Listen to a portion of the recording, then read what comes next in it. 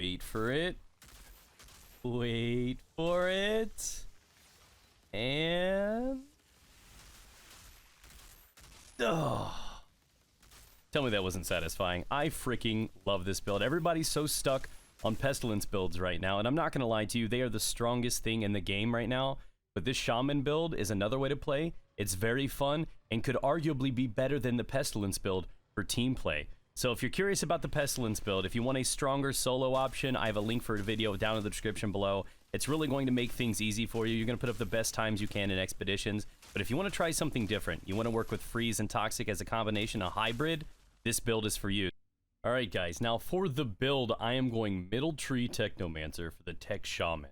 So right down the middle, we pretty much go through all of it with only adding the 2 additional armor pieces at the top. But as you can see, I go upwards a little for the toxicity, applying vulnerability plus inflicted damage. Not to mention I had 1 point left over and I'd rather have critical hit damage. You could go for something like resistance if need be, depends on your playstyle.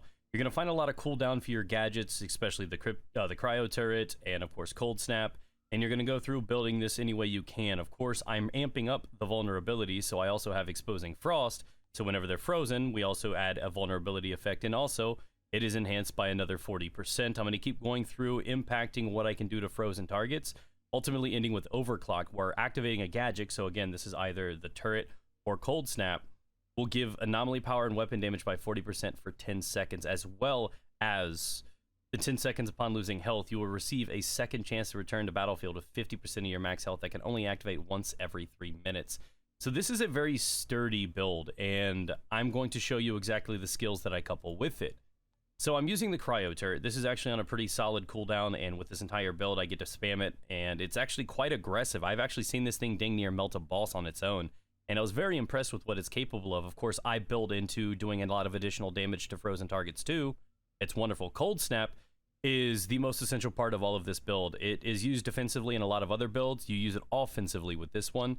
And then I use blighted rounds because this is not just a frozen build.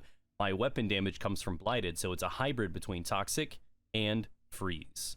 Now over to the gear that I'm running. This one's going to be a little bit interesting because you don't see a lot of this right now, but I am using 3-piece Borealis Monarch. Now, if you have the 3-piece equipped, the set bonus active, you get increased weapon damage on frozen enemies by 10%. Also, crit damage is increased by 90% for all party members for 8 seconds after cold snap usage. That is absolutely massive. And I cannot emphasize enough at how huge that is. That's 90% for all party members, and that's just big time. The gun I'm using right now is Inferno Seed. I love this gun. I like the crit damage on it. Status power is helpful. Long range damage is great. I've applied Embalmer's Rage to it, and it synergizes really well with Brain Eater, which is going to be good because unlike the top tree with Pestilence, I have only 30 rounds instead of 45, and the Brain Eater and those two just work really well at keeping my ammo up, and I can pretty much keep permanent uptime on my blighted rounds. Now, going down the list here, Sergio's Beret is one of the best DPS legendaries in the game as a standalone. It's not belonging to any sort of set, but it comes in with firepower, cooldown reduction, which is massive for a build like this, and status power is very helpful as well. Sharp Eye and Bloodlust are both stacking killing options that just ramp up your firepower. As for the 3 pieces of Monarch, because there are 5 possibilities, and I chose to go with just the chest piece, the pants, and the gloves. I chose the chest piece because it comes with firepower. Some of the other pieces actually come with health, not something I'm interested in. The status power, long range damage are both useful.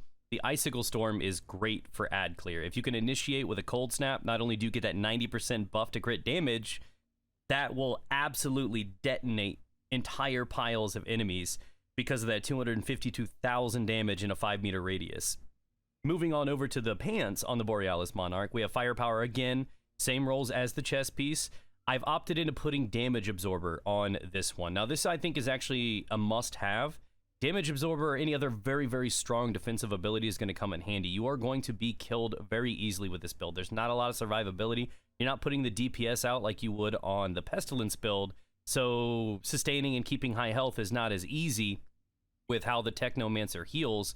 So this is a must-have for me. I recommend putting something like that on. And of course, freezing boost is great. 15% extra damage against frozen enemies. That's going to happen quite a lot. Moving over to the hands, we have max health, cooldown reduction, and long-range damage, all of which are very useful. It has Shatter 3, which is amazing. You deal 25% more damage to enemies afflicted by freeze. I've also put on Captain Hunters, something that I've been experimenting with. It increases my damage against elites by 25%. Clearly, those are the things that I'm going to struggle with the most, with the shatter and everything that I'm dealing with. The weaker enemies just stand no chance, especially with infinite blighted rounds. I happen to snag what I consider a god roll pair of boots for this build. It's really high armor. I come in here with cooldown reduction, close range damage, which is the only piece that offers this. I'd personally like to see more, and firepower. The spare mag with the blighted rounds is going to again help me keep permanent uptime with this if need be. The skill is effective for 1 additional magazine before triggering the cooldown, so that's just kind of a buffer if I do happen to deplete a magazine and don't get through it. And of course I have Toxic Lead. This is again another buffer because I can't obviously keep up permanent uptime just between the gun perks themselves, but with this combined, it makes for an easy method. Killing enemies afflicted with Toxic will instantly replenish 40% of the ammo in your magazine, so that is an absolute beast for this, and that is my combination, and I'm going to talk a little bit about why I think this is one of the best team play options in the game. So why this one over the Pestilence build? I'm not sitting here saying this is better. It may be, though. There's potential there, and the fact that it's even in the same room of consideration as a Pestilence build means it's got real, honest, raw potential.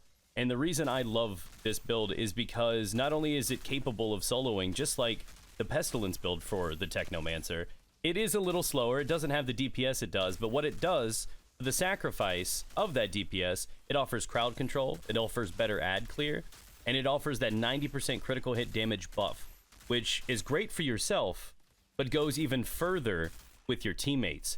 Coupling that with the fact that, you know, I can throw my ability down. Every time I activate Cold Snap, I get 10 seconds of 40% more damage. Every time I activate the turret, I get 40% more anomaly and firepower. And if I work those together, I learn to stagger those, throw those every 5-10 seconds a piece. I can keep that with permanent uptime throughout the entire match. Now, obviously, you know, you use Cold Snap when necessary, but the detonation, the ad clear, the potential of it is just absolutely amazing.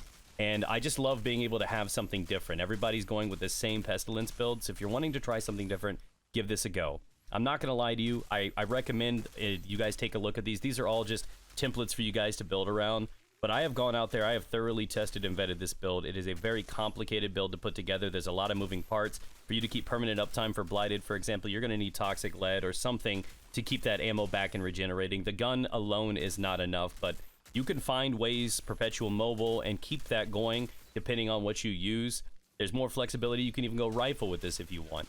But what I love about this is that it's just something different that I can use, and again, it adds crowd control and could arguably be better for group play and pushing than some of the other ones, because that 90% is going to be huge. Imagine other Technomancers. Say there's 3 of us playing, instead of all 3 of us running Pestilence DPS builds, imagine doing that and completely erasing a room, because we know that the armor and the tankiness scales of enemies, but having one Techno running this Borealis 3-piece, this Tech Shaman build, is going to open up some more options, and of course the crowd control is nothing to look down on either with the freezing. Enough about the build, guys. It's hard to build. Remember, damage absorber is a very big part of it.